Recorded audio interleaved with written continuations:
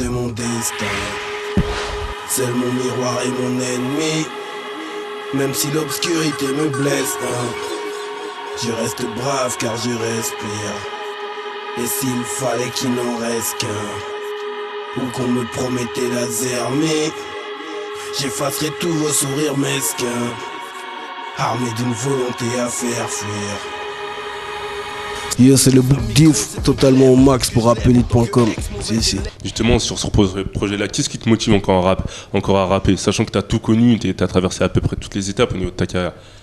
C'est juste que je suis un passionné et pour moi, j'ai pas de limite. Il y en a qui pourraient se dire, ouais, le book il a 10 ans de peura, mais moi je sens que je progresse encore en fait. C'est encore la niaque quoi.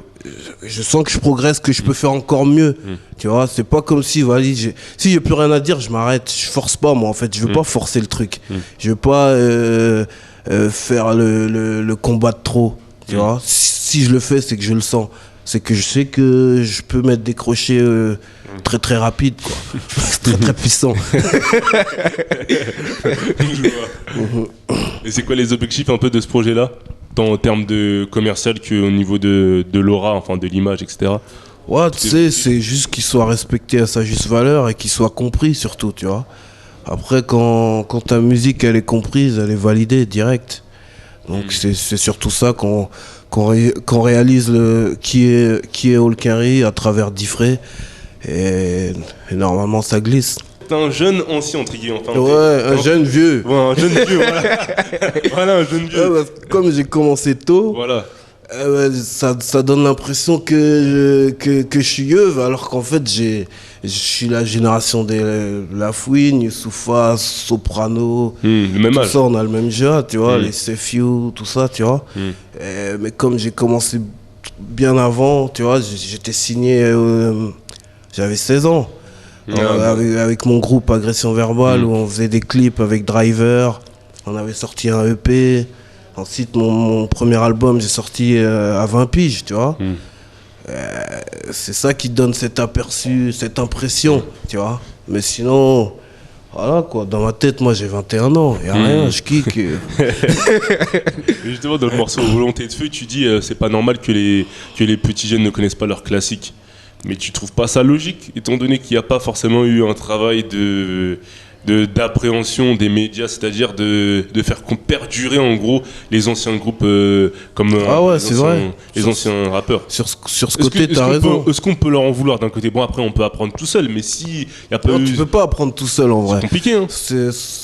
Les jeunes qui connaissent, c'est soit ils ont les grands du quartier, frères, voilà. Les grands frères, ou bien des mentors qui les mettent dans le jazz. Sinon, tu fais comment? Mais après, maintenant, il y a YouTube. Tu tapes les trucs. Je parle avec des types de 15 ans qui connaissent Club Dorothée. Alors qu'ils étaient même pas nés, tu vois. Mais est-ce que des types de 15 ans, qui t'écoutent, je sais pas, ils aiment ta musique d'aujourd'hui, ils seraient touchés ou est-ce qu'ils comprendraient des chansons comme Frédéric, etc.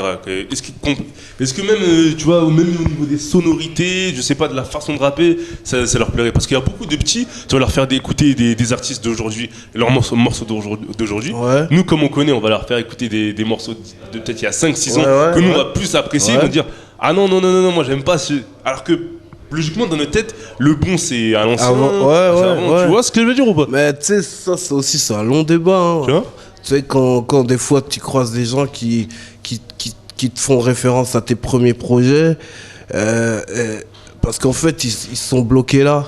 Ils sont bloqués là pas que par rapport à moi, mais par rapport au rap.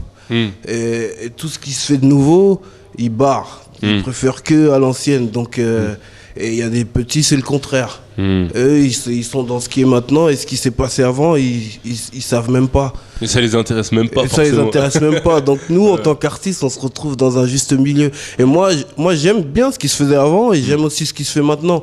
Je veux pas être le vieux aigri, grincheux qui est là en train de dire le rap c'était mieux avant. Aujourd'hui, tu vois, nous à l'époque, tu vois, cette phrase là, nous à l'époque, tu vois, chiant, moi, c'est pas ça. Contrairement aux années 2000, voire avant, ça écrivait pour faire des classiques, mais aujourd'hui, ça écrit pour faire des singles et des tubes. Ouais, je suis d'accord. Je suis d'accord, mais c'est l'industrie qui veut ça. C'est-à-dire qu'aujourd'hui, les morceaux, ils ont plus le temps de vivre. Aujourd'hui, t'as plus le temps de les savourer. On fait plus des albums classiques. Faut en faire rapidement et vite. Et à l'époque, un album d'Arsenic ou truc, tu l'écoutais 1 an, 2 ans, 3 ans, va plus, tu vois. Et aujourd'hui, qui peut faire perdurer un album tout ce temps-là?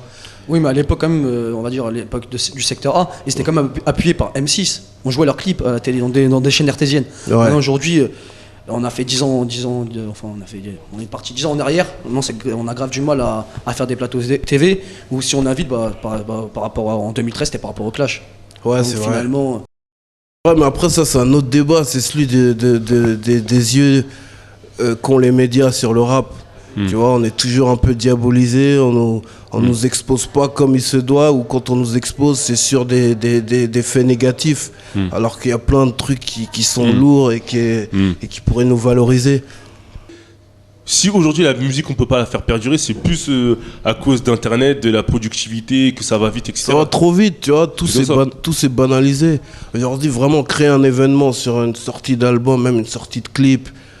À l'époque, tu sortais un clip, tout le quartier criait, tac, tac. Maintenant, c'est banalisé, tu vois. C'est normal même. Tu vois, c'est normal. Même le gars qui a commencé à rapper hier, il peut faire son peuclé lourd. Avec son 5D, tout ça, il fait swag, alors qu'il a peut-être pas le level. Et après, il va aller sur son Facebook, il va mettre un compte à rebours. Ouais, vendredi, telle date, tac, tac, le truc qui sort.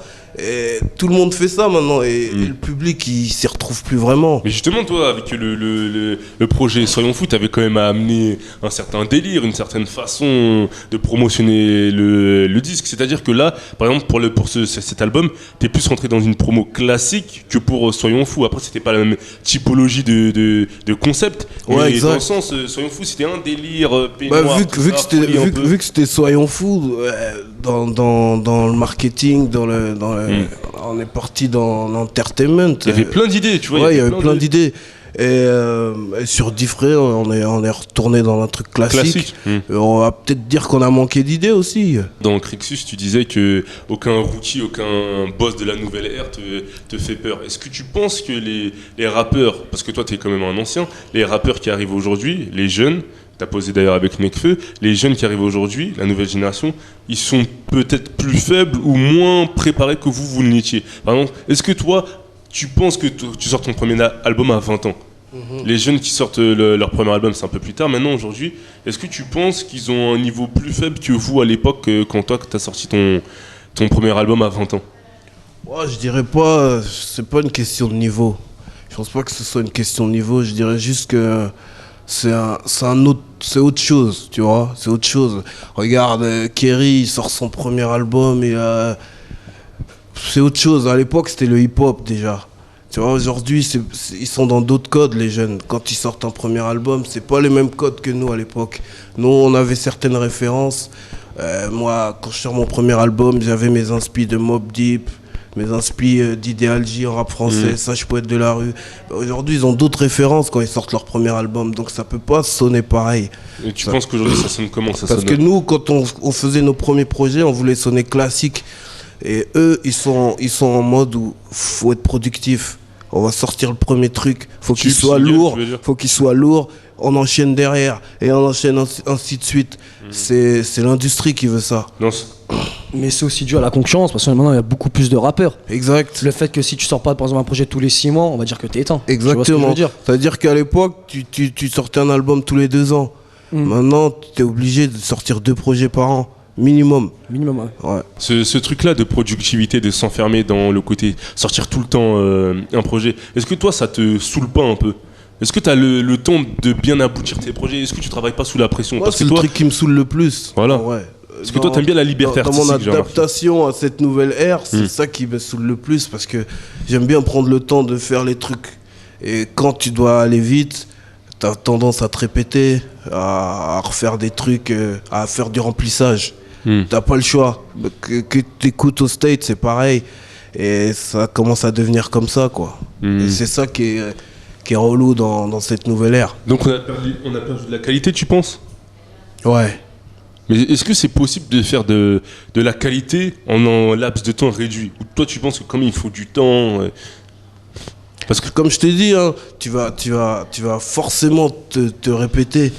si tu dois, je sais pas, moi je donne un exemple carré, Rosé, tu vois, il frappe le fer tant qu'il est chaud, tu vois, mais tout ce qu'il envoie c'est pas mal, mais ça a tendance à être pareil, la sonorité, le flow, ça change pas. Donc, comme French Montana aussi, il balance grave des clips. Je pense que s'il prenait le temps de laisser couler et revenir, parce que moi j'aime bien, pour moi un artiste, c'est quand tu arrives à te rafraîchir. C'est-à-dire que je pense pas que j'en serais là si j'avais sorti le même projet à chaque fois. Comme tu me dis, ouais, ça change, mais c'est peut-être ça qui fait que ça perdure. Parce que si je faisais le même concept à chaque fois, ça a tendance à lasser. C'est bon, on connaît, il s'est pas renouvelé. Comme beaucoup d'artistes qui n'existent plus aujourd'hui, qui n'ont pas réussi à se renouveler, qui avaient un concept qui tuait au début et qui n'ont jamais su faire mieux. Et en 2010, tu as vu une polémique avec Christian Louboutin. Je crois qu'il avait tapé sur Google et que avant même ces trucs, c'était All Carry, tu vois, parce que c'était la période où ça tournait bien et ça lui a pas plu et il a déchaîné les enfers sur moi. J'aime tout ce qui est remix, j'aime tout ce qui est featuring, parce que c'est ça le rap pour moi. Tu vois, faire tous tes trucs tout seul, tu t'ennuies en vrai. Le truc de DJ Khaled, ça tue à mort, tu vois. C'est ça qui... Et je pense que ça manque de ça en France. Le public, il s'ennuie alors qu'il y a 10 000 trucs à faire. Non, mais je pense que les artistes en France aussi, ils ont pas cette vision-là. Cette notion de partage. Cette notion de partage. Moi, je l'aime, mais je suis un peu tout seul dans mon coin à vouloir faire des choses. Franchement, au début, c'était bien. Ça ramenait un peu de piment. Franchement, ça ramenait un peu de piment parce qu'en même temps, je pense que tout le public, il voulait ça. Un clash entre Rov, Booba. Et après, ça a pris des proportions où la fouine, il est rentré dedans et tout. Et puis, il y a eu des vidéos sur des règlements de compte dans la rue et tout. Après, j'ai arrêté de cliquer, quoi. J'ai laissé. J'aime les enfers, le game doit du bif. J'suis sur les grands ailes, checké le boutif. J'ai pratiqué ma zik, encaissé la gif. Je sais que je fais la diff, encaissé la gif, yeah. Il ne s'agit que de ça.